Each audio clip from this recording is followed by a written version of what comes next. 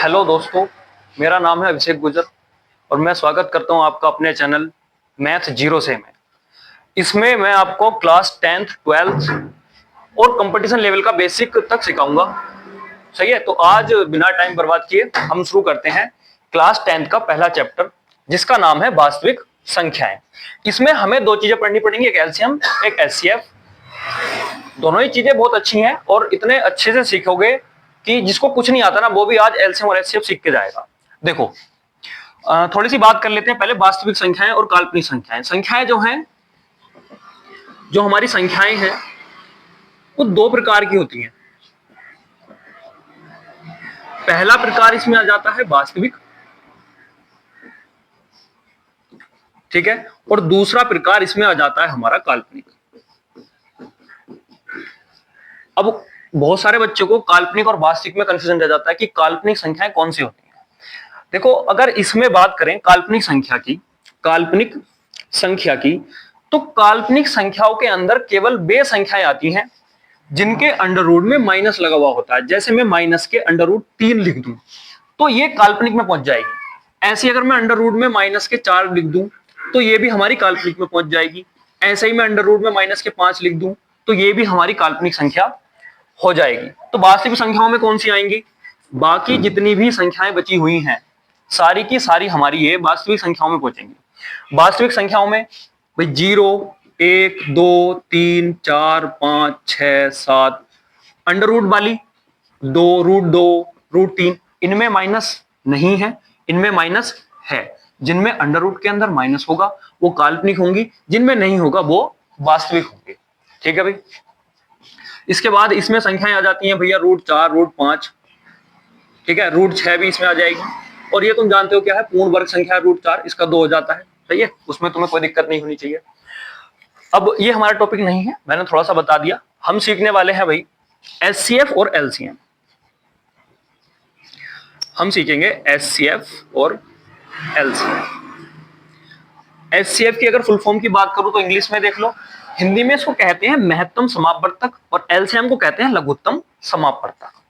अगर इंग्लिश में इसकी बात करें तो इसको कहते हैं हम हाईएस्ट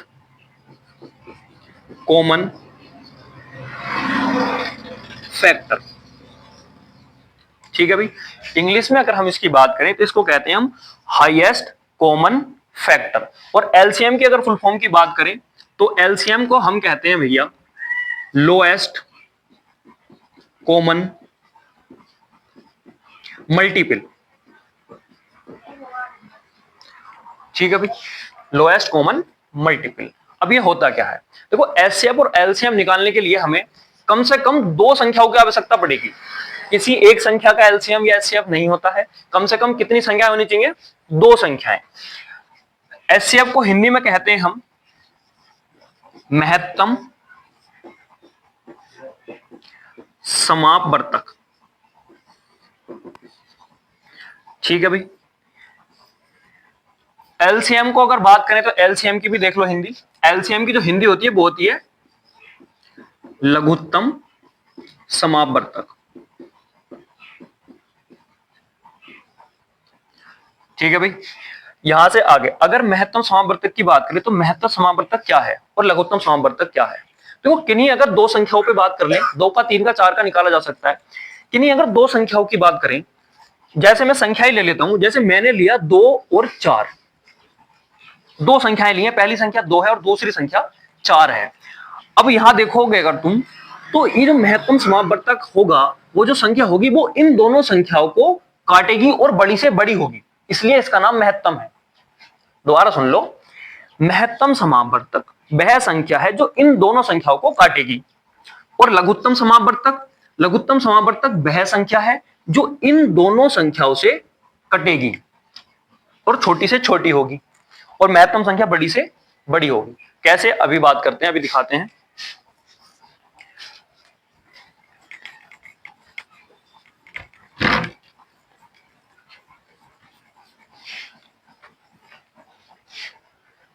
देखो भाई, हम बात करते हैं पहले एचसीएफ की। ठीक है, दो संख्याएं ली थी हमने 2 और 4। एचसीएफ निकालने के दो तरीके हैं, एक तो गुणनखंड और एक हमारी आती है भाग विधि। ठीक है, पहले हम सीखेंगे गुणनखंड विधि। तो गुणनखंड विधि ये कहती है कि इन दोनों के फैक्टर कर लो। तो दो के जब मैं फैक्टर करूंगा तो दो के फैक्टर सिर्फ क्या आएगा, दो ही करना दो, यानी कि दो का जो फैक्टर आएगा वो आएगा 2 गुणा 1। ठीक है भाई। अगर हम 4 के करेंगे तो 4 के क्या आएंगे, 4 के 2 दूनी 4 और 2 ही करना 2। जिसे फैक्टर नहीं आते हैं सुन लो, भाग करनी होती है। 2 से 4 कितनी बार कटेगा उसको यहां लिख देते हैं, 2 दूनी 4। अब ये 2 किससे कटेगा, 2 से, तो 2 ही करना 2। ऐसे हम 4 के फैक्टर कर सकते हैं और इसके जो फैक्टर आए वो क्या है, 2 गुणा 2। अब जो एचसीएफ है, जो इन दोनों गुणनखंडों में कॉमन गुणनखंड होगा, ठीक है, जो इनमें कॉमन गुणनखंड होगा, जैसे इधर भी 2 है और इधर भी 2 है, इधर एक और 2 है लेकिन इधर एक और 2 नहीं है, तो जो दोनों में कॉमन है वही क्या होता है, एचसीएफ। तो इसका हमारा जो एचसीएफ है वो आ जाएगा 2। आई बात समझ में। अगर इन दोनों का हम एचसीएफ निकालेंगे तो गुणनखंड करें, गुणनखंड में हमें देखना होगा कि इन दोनों में गुणनखंड कॉमन कौन से हैं। तो हमें यहां से सिर्फ 2 मिला, तो हमारा जो एचसीएफ है वो आ गया 2। अब यदि मैं यहीं एलसीएम की बात कर लूं तो एलसीएम में क्या होगा,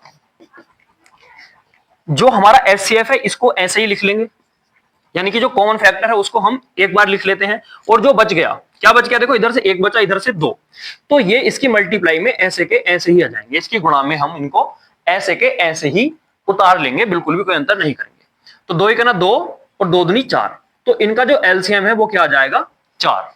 छोटी संख्याओं से सीख रहे हैं, अभी बड़ी संख्याओं पे जाएंगे, तुम्हारी एक्सरसाइज के सवाल भी करेंगे 1.1 के। ठीक है, बस सीखते रहें, मजा आएगा। तो हमारा एचसीएफ हो गया, हमारा एलसीएम हो गया। अब मैंने कहा था कि एचसीएफ कितना आया, 2, एचसीएफ आया 2 और एलसीएम आया हमारा 4। अब ये जो एचसीएफ है ये इन दोनों संख्याओं को काटेगा, जैसे 2 से 2 भी कट जाएगा एक बार और 2 से 4 भी कट जाएगा 2 बार, 2 दूनी 4। और एलसीएम क्या है, एलसीएम वह संख्या है जो इन दोनों संख्याओं से कटेगी। जैसे तुम इसको 2 से काटोगे तो 2 दूनी 4 और 4 से काटोगे तो 4 ही करना 4। उम्मीद करता हूं यहां तक सबको समझ में आया होगा। अब आगे चलते हैं। अब अगर हम संख्याएं बड़ी कर लें, जैसे एक सवाल बहुत आता है 196 कोमा, अगर मैं यहां कोई भी संख्या ले लूं, चलो 28 ले लेते हैं, ठीक है, बड़ी संख्याओं से सीखते हैं। अब अगर हमें इन दो संख्याओं का एचसीएफ या एलसीएम ज्ञात करना है तो कैसे करेंगे, गुणनखंड विधि से। भाग विधि की बात बाद में करते हैं। देखो 196 के गुणनखंड कर लो, 196 के हमें करने हैं गुणनखंड। 196 एक सम संख्या है और सभी सम संख्याएं 2 से कटती हैं, तो ये भी 2 से कटेगा, 2 से इसको काटेंगे, ये 19 है। अगर मैं 2 का पहाड़ा मुझे कितनी बार पढ़ना पड़ेगा, तो 2 का पहाड़ा अगर मैं 9 बार पढ़ूंगा तो 2 नम 18, मतलब इस 19 से कम रहे, ज्यादा ना हो, तो हम लिखेंगे यहां 2 नम 18। ठीक है, अब यहां से एक हासिल बचेगा तो वो इधर जाएगा तो ये 16 हो जाएगा, तो यहां से 2 अट्ठे 16, इसको काट के 98 आया। अब 98 भी एक सम संख्या है तो ये भी 2 से कट जाएगा, तो इसको भी काट लो भाई, तो ये जाएगा 2 चौक 8। अब ये 9 है तो इसमें से एक बचेगा, ये उधर जाएगा 18, 2 नम 18। अब देखो 49 एक विषम संख्या है और ये 7 से कट, ये 7 7 49 होते हैं और 7 का वर्ग भी 49 होता है, तो ये 7 से कट जाएगी। ठीक है, 7 से 7 बार, ठीक है, और 7 से फिर 7 कितनी बार कट जाएगा, एक बार। अगर मैं 196 के गुणनखंड की बात करूं तो 196 के जो गुणनखंड है वो क्या है भाई, वो आए 2 गुणा 2 गुणा 7 गुणा 7, ये आए। 28 के गुणनखंड और कर ले, अगर हमें 28 के गुणनखंड करने हैं, ठीक है, तो ये 2 से कट जाएगी, 2 एक ना 2, 2 चौक 8 और इसको काटेंगे 2 सत्ते 14 और 7 ही करना 7। ठीक है भाई, हमने 28 के गुणनखंड करे और हमारे जो 28 के गुणनखंड हैं वो अगर तुम देख रहे होगे तो वो आए 2 गुणा 2 गुणा 7, ठीक है, 2 दूनी 4 और 7 चौक 28, हमारे ये गुणनखंड आए। अब हमें निकालना है एचसीएफ, हमें इसका निकालना है एचसीएफ। एचसीएफ क्या है अभी बताया है, वह संख्या जो दोनों गुणनखंडों में कॉमन है, इसमें भी हो इसमें भी हो। तो देखो इनमें कॉमन क्या है, यहां ये वाला 2 देख रहे हो तुम, दोनों में है, यहां ये वाला 2 देख रहे हो, दोनों में है, और यहां 7 भी देख रहे हो, दोनों में है। यहां 7 है लेकिन यहां 7 नहीं है, तो जो नहीं है वो एचसीएफ में नहीं आएगा। तो एचसीएफ में जो कॉमन है इनको एक बार हम लिख लेते हैं, 2 गुणा 2 गुणा 7, 2 दूनी 4 और 7 चौक 28। तो इसका जो एचसीएफ है भाई वो हमारा कितना आ गया, 28। अब अगर हम इसके एलसीएम की बात करें, अगर हमें इसका एलसीएम निकालना हो तो एलसीएम हम यहीं से बता सकते हैं। देखो जो कॉमन है उनको एक बार लिखते हैं, तो उससे बढ़िया किसको लिख लो, एचसीएफ को ही लिख लो। 28 आ गया। अब दूसरी संख्या क्या बच गई, 7। जो बच जाता है उसे भी एलसीएम में लिख लेते हैं, एचसीएफ में वो चीज लिखी जाती है, तो दोनों में कॉमन है, ठीक है। और एलसीएम में जो बच गया, कॉमन होने के बाद भी जो गुणनखंड बच गए वो सारे के सारे हमारे एलसीएम में आ जाते हैं। तो हमारा एलसीएम में क्या आ गया भैया, 7 भी आ गया। इन दोनों की तुम गुणा करोगे तो कितना आ जाएगा तुम्हारा, 196। तो जो तुम्हारा एलसीएम है वो 196 आ जाएगा और जो एचसीएफ है वो 28 आ जाएगा। उम्मीद करता हूं यहां तक सभी बच्चों को समझ में बिल्कुल सटीक आया होगा, सही है, बिल्कुल जीरो से। अब मैंने कहा था कि भैया जो ये एचसीएफ होता है, यह वह बड़ी से बड़ी संख्या है जो इन दोनों संख्याओं को काटेगी। हमने जो संख्याएं ली थी इन दोनों संख्याओं को काटेगी। देख लो 28 से अगर तुम इसको काटोगे तो ये 7 बार चला जाएगा, 28 सत्ते 96, तो ये 28 से कट जाएगा और 28 से 28 तो कटेगा ही। दूसरी बात मैंने ये बताई थी कि इन दोनों संख्याओं से ये कटेगा, एलसीएम दोनों संख्याओं से कटेगा, तो देखो 196 से भी कट जाएगा और 28 सत्ते 196 वो उससे भी कट जाएगा। तो एचसीएफ, देखो मेरे पास तुम्हारी एनसीईआरटी की बुक है, गवर्नमेंट वाली है ना, तो इसमें तुम्हारी पहली एक्सरसाइज दे रखी है। एक्सरसाइज अगर 1.1 की बात करेंगे, एक्सरसाइज 1.1, ठीक है भाई। क्लास 10th का मैथ है मेरे पास, क्लास 10th का मैथ है जिसका वास्तविक संख्याएं पहले चैप्टर का नाम है तुम्हारा। और इसमें पहला ही सवाल देखेंगे, अगर तुम पहला ही सवाल अगर तुम देखोगे तो इसमें दे रखा है निम्नलिखित संख्याओं को अभाज्य गुणनखंडों के गुणनफल के रूप में व्यक्त कीजिए। मतलब हमें सिर्फ गुणनखंड बताने हैं और वो भी कैसे होने चाहिए, अभाज्य। देखो अभाज्य की बात आई है तो इसके बारे में तुम्हें बताएंगे, ठीक है भाई। अगर हम अभाज्य की बात करते हैं तो हमारे पास क्या होना चाहिए, 4 संख्याएं होती हैं, तुम्हें बता ही देता हूं मैं, सारी की सारी सीख लेते हैं एक बार। देखो इधर की साइड देख लेंगे। पहली बात करते हैं हम, एक संख्या होती है सम संख्या। सारी चीजें सीखेंगे, बस आप ध्यान से समझते रहो। सम संख्याएं, ठीक है, विषम संख्याएं और भाज्य संख्याएं, और हमारी फिर आ जाती हैं अभाज्य संख्याएं, ठीक है भाई। सम संख्याओं की अगर हम बात करें तो इनकी परिभाषा क्या निकलती है, इनकी परिभाषा निकलती है वे संख्याएं जो 2 से कट सकती हैं हमारी सम संख्या कहलाती हैं। कौन कौन सी हो जाएंगी, जैसे कि 2, 4, 6, 8, 10, 12 डैश डैश डैश ऐसे। मतलब वे संख्याएं जो 2 से कट जाएं वो क्या हो जाएंगी, सम संख्या। और विषम संख्याएं, वे संख्याएं जो 2 से ना कटे तो जो बच गए वे किस में आ जाएंगी, हमारी विषम संख्याएं में। जैसे 1, 3, 5, 7, 9, 11 है ना, 13, ऐसी हमारी ये सारी किस में आ जाएंगी, विषम संख्याओं में। परिभाषा इतनी सी है, सम संख्याएं वे संख्याएं जो 2 से कट जाएं, सम संख्याएं। विषम संख्याएं वे संख्याएं जो 2 से ना कटें, ठीक है, क्या है, विषम संख्याएं। अब अगर हम भाज्य संख्याओं की बात करें तो भाज्य संख्याएं किन्हें कहते हैं और ये कहां से शुरू होती हैं, बड़ा अच्छा टॉपिक है भाज्य संख्याएं। अगर हम भाज्य संख्याओं की बात करेंगे तो हमें पता होना चाहिए सबसे छोटी भाज्य संख्या 4 है, ठीक है भाई। सबसे छोटी जो भाज्य संख्या है वो 4 है। कैसे है, देखो सुनो। जब भाज्य संख्याओं की परिभाषा की बात आती है तो इनकी परिभाषा निकलती है वे संख्याएं जो अपने सिवा किसी अन्य संख्या से कट जाएं, अपने सिवा और एक के सिवा किसी अन्य संख्या से कट जाएं, वे सारी संख्याएं भाज्य संख्या कहलाती हैं। अब देखो अगर तुम 1 को देखोगे तो 1 केवल अपने आप से कटता है, तुम 2 को देखोगे तो 2 भी केवल अपने आप से कटता है, 3 को देखोगे तो 3 भी केवल अपने आप से कटता है। तो सबसे छोटी कटने वाली जो संख्या है वो 4 है। ये 4 एक ऐसी संख्या है जो 2 से कट जाती है, सबसे छोटी है। तो सबसे छोटी हमारी भाज्य संख्याओं में आती है 4। इसके बाद हमारी संख्या आ जाएगी 6, इसके बाद 8, इसके बाद 9। अब देखो इसमें ज्यादातर सम संख्या आती है लेकिन विषम संख्याएं भी आएंगी, ऐसा नहीं है विषम संख्याएं इसमें नहीं आएंगी। 9 को देखो तुम, किससे कट जाएगा, 3 से कट जाएगा। तो जो किसी और संख्या से कट जाए वो क्या है, वो भैया हमारा भाज्य संख्या है। अब 9 के बाद इसमें 10, 10 के बाद इसमें 12, 12 के बाद 14 और 14 के बाद 15, 15 3 से भी कट जाता है, 5 से भी कट जाता है, सबको पता है। तो इसमें ऐसे हमारी सारी क्या आ जाएंगी, भाज्य संख्याएं इसमें आ जाएंगी, ठीक है। अब देखो इसकी एक परिभाषा यहीं से मैं बता देता हूं, कोई बताता नहीं जल्दी से। इसमें एक परिभाषा ये भी आती है कि जिस भाज्य संख्याएं वे संख्याएं होती हैं जिसके 2 से अधिक गुणनखंड हो सके, जिसके 2 से अधिक गुणनखंड हो सके। देखो 2 गुणनखंड किसी भी संख्या के हो जाएंगे, जैसे 1 का हो जाएगा 1 गुणा 1, 2 का हो जाएगा 2 गुणा 1, ठीक है। ऐसे 3 का कितना हो जाएगा, 3 गुणा 1।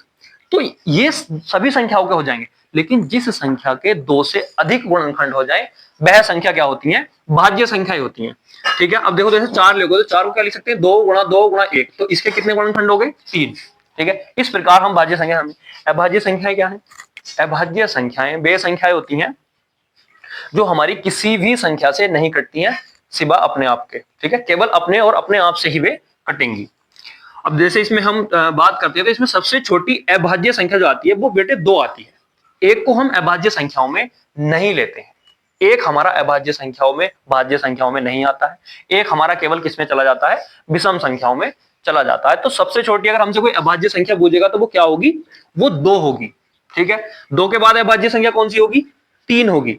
और देखो अभाज्य संख्याओं की एक जो इसमें 2 है ना, केवल यही एक सम संख्या ऐसी है जो अभाज्य संख्याओं में आती है, वरना इसके अलावा कोई भी संख्या अभाज्य संख्याओं में आती ही नहीं है। ठीक है, तो अभाज्य संख्याओं में हमारा 2 आएगा, 3 आएगा, 5 आएगा, 7 आएगा, 9 नहीं आएगा क्योंकि 9 3 से कट जाता है। उसके बाद हमारा 11 आएगा, उसके बाद हमारा 13 आएगा, फिर उसके बाद हमारा 17 आएगा। ऐसी ये संख्याएं आगे चलती रहेंगी। तो ये 4 संख्याओं की हमने बात करी, सम, विषम, भाज्य और अभाज्य। ठीक है, और हमसे इस सवाल में कहा गया था कि इसके अभाज्य गुणनखंड बताने हैं, मतलब ऐसे गुणनखंड जो किसी से कटे ही ना। ठीक है, तर्क करो इसको। अगर इसके हम गुणनखंड करेंगे 140 के तो क्या आएंगे, देखो ये 2 से कट जाएगा कितनी बार, 2 सत्ते 14 और 0 का 0। कटा कैसे, सम संख्या तो 2 से कटी जाती है, सीधी सी बात है। 140 एक सम संख्या है तो 2 से तो कटेगी कटेगी। अभी 2 से कट गया, 2 सत्ते 14, 0 का 0। अब ये सम संख्या है, 2 से कटेगा तो 2 से काटो। काटते सबसे छोटी संख्या से है, जितनी छोटी से कट रहा है उसको काटो। अब 2 से इसको काटोगे तो 7 है, तो 2 तिया 6, एक बचा तो उधर चला गया, 2 पंजे 10। अब ये 35 है, 35 जिस संख्या के लास्ट में 5 आ जाता है वह संख्या 5 से कट जाती है। ठीक है, विभाज्यता के नियम होते हैं अगर तुमने देखे हो तो इसको 5 से काटेंगे तो 5 सत्ते 35। अब इसको हम 7 से काटेंगे तो 7 ही गना 7। ठीक है, तो इसके गुणनखंड ये आ गए। और इस 140 के जो गुणनखंड आए हैं 2 गुणा 2 गुणा 5 गुणा 7, ये ऐसे गुणनखंड हैं कि ये किसी भी संख्या से नहीं कटेंगे। मतलब ये हमारे सारे के सारे अभाज्य गुणनखंड होते हैं। चाहे तुम देख लो भैया, जो इसमें 2 है अभाज्य में आता है, ये वाला 2 भी अभाज्य में आएगा, 5 अभाज्य में आएगा, 7 अभाज्य में आएगा। तो ये हमारे सारे कैसे गुणनखंड हैं, अभाज्य गुणनखंड। हमारे पहले सवाल में हमसे यही पूछा गया था। ठीक है भाई, देखो भाई पहला सवाल मैंने करा दिया। दूसरा सवाल तुम देखोगे 156 156 लिखा हुआ है, अपने आप करोगे। तीसरा इस किताब के हिसाब से 3825, ये भी तुम कर सकते हो। तो मैं तुम्हें चौथा सवाल करा रहा हूं इसका, पहले का चौथा। ठीक है भाई, पहले का चौथा। इसमें दे रखा है 5005, 5005 इसमें हमें दे रखा है। देखो बहुत टाइम निकल चुका है, अगर तुम्हें सही से पढ़ना है तो मेहनत तो करनी पड़ेगी। सितंबर की 15 तारीख चल रही है जिस दिन मैं वीडियो बना रहा हूँ, उस दिन 15 तारीख है। तो बेटे पेपर तुम्हारा कितना नजदीक है तुम्हें खुद को पता है। जितना हो सकता है उतना पढ़ो अब तो, और इसको तो तुम रिवाइज में लो, रिवीजन में लो, पर एक और टॉपिक क्लियर कर दूंगा, ये गारंटी है मेरी। ठीक है, ये हमारा 5005। अब हम इसके गुणनखंड करेंगे, हमें करने इसके अभाज्य गुणनखंड। देखो जरा, मैंने अभी अभी बताया था कि जिस संख्या के लास्ट में 5 होता है वह संख्या हमारी 5 से कट जाती है। तो इसको हम 5 से काटें, देखो 5 ही का ना 5, जो ये 2 0 हैं ये ऐसे के ऐसे ही हम उतार लेंगे, और 5 ही का ना 5। अब हमारा आ गया 1001। अब ये एक विषम संख्या है और बालक बहुत कंफ्यूजन है कि किससे कटेगी। ठीक है, तो ये हमारी बेटे 11 से कट जाती है। अगर तुम काट के देखोगे तो ये जो है 11 9 99, एक बचा, यहां लिखेंगे एक, तो 11 हो जाएगा, 11 का ना 11, तो हमारा आ जाएगा यहाँ 91। अब 91 तुम्हें पता है 7 से कट जाएगा, 13 से भी कट जाएगा, तुम्हारी मर्जी, पहले 13 से काट लो। तो 13 से कितनी बार कट जाता है, 13 सत्ते 91, और अब 7 से कट जाएगा, 7 ही का ना 7। तो जो हमारे 5005 के गुणनखंड है वो क्या आ गए, 5 गुणा 11 गुणा 13 गुणा 7। ठीक है भाई, अगला सवाल देख लो इसका पांचवा सवाल। अगर तुम देखोगे तो उसमें लिखा हुआ है भैया 7429, है ना, 7429, इसके गुणनखंड करने हैं। अब देखो इसके गुणनखंड हम कैसे करेंगे, अच्छी संख्या है भी ये। तो 7429 के जब हम देखेंगे तो विषम संख्या है, बस लास्ट वाली संख्या से पता चल जाता है कि सम संख्या विषम। अगर लास्ट वाली विषम है तो पूरी संख्या विषम है, और लास्ट वाली सम है तो पूरी संख्या सम है। लास्ट में 5 होता तो हम इसको 5 से काट लेते। अब 3 से काटने का नियम सुनो क्या है, अगर इन संख्याओं का योग 3 से कट जाता है तो यह संख्या 3 से कट जाएगी। काट के देखो, इनका योग करो पहले। 9 2 11, 11 4 15, 15 और 7 22। अब 22 जो है तीन, क्या 3 से कट जाएगा? नहीं कटेगा ना, तो ये 3 से नहीं कटेगी। अगर ये सम होती तो 4 से कट जाती, अब ये विषम है तो ये 4 से नहीं कटेगी। 5 होता तो लास्ट में 5 से कट जाती, 5 से भी नहीं कटेगी। अब हमारे पास ऑप्शन बचा 7, ठीक है। इसको 7 से काट के देखो जरा, 7 ही करना, 7 जीरो बढ़ाएंगे 42, 7 छंग 42, लेकिन 7 के पढ़ने में 9 नहीं आता, 7 से नहीं कटेगी, ठीक है। ऐसे काट के ही देखनी पड़ेगी, कुछ कुछ नियम है, कुछ उनको लगा लो और फिर हमें काट के ही देखनी पड़ती है। ऐसा नहीं है कि कोई इनका तुम्हें एकदम से बता दे कि ये ऐसे कट जाएगी या तुम्हें पता चल जाए, काट के ही देखनी पड़ेगी। 11 से भी नहीं कटेगी अगर तुम्हें पता है। अब इसको 13 से काट के देखते हैं, अगर 13 से कट जाए तो 11 से काट के देखें चलो पहले। अगर 11 से कट जाए तो 11 छंग 66, तो कितना बचा 8, ये 82 हो जाएगा, और 11 सत्ते 77, ये 5 बचेगा, और 59 11 के पहाड़े में नहीं आता, ठीक है भाई। अब हम इसको काट के देखेंगे 13 से, तो अगर हम इसको 13 से काटेंगे तो 13 दूनी 26, 13 39, 13 54, 13 पंजे 65, 13 पंजे 65, 65 में ये 9 बचेगा, 92 हो जाएगा, 13 पंजे 65, 13 सत्ते 91, और ये 19 बचेगा, तो ये 13 से भी नहीं कट रहा, ठीक है। अब ये हमारा एक ऑप्शन बचा हमारे पास कि ये 17 से कटेगा, अभाज्य संख्याओं से कटेगा अभी, तो इसको काट के देखते हैं हम 17 से। 17 या 51, 17 चौका 68, 17 चौका होते हैं 68, ठीक है। और 68 यहाँ बच जाएगा, 6 62 हो जाएगा, 17 51, 51 9 2 11, और ये हो जाएगा 119, और 17 7 119, तो ये 17 से बड़े आसानी से हमारी संख्या कट जाएगी। कैसे देखो, 17 चौका 68, ठीक है, 6 बचा 62 हो जाएगा ये, और 17 किया 51, अब 51 है ये, और 9 2 11, तो ये कितना हो जाएगा, यहाँ 11 हासिल हो जाएगा, 119 हो जाएगा, 17 7 119। अब ये आ गया हमारा 437, ये 437। अब ये किससे कटेगा भैया, इसके लास्ट में भी सम है ना, तो इसको भी देखना पड़ेगा कैसे कटेगा। तो 7 3 10 4 14, 3 से नहीं कट रहा, 9 से भी नहीं कटेगा, ठीक है। तो ये संख्या हमारी लगभग 19 से काट के देखते हैं इसको। 19 दूनी 38, 19 दूनी 38, तो 38 और 2 40, 3 5 57, 19 से देखो ये आराम से कट गया, 19 दूनी 38। अब यहां से कितना बचेगा, 5 इधर चला जाएगा, 19 या 57, और 23 तो एक अभाज्य संख्या किससे कटती है, केवल 23 से। तो ये एक ऐसी संख्या है जो 3 संख्याओं से कटी है, और तीनों संख्याएं अभाज्य संख्याएं हैं, 17 19 23। तो इसके जो अभाज्य गुणनखंड है वो कैसे आ जाएंगे भैया, 17 गुणा 19 गुणा 23, ये सारी की सारी अभाज्य संख्याएं, और इसके हमें अभाज्य गुणनखंड याद करने थे जो हमने कर लिए।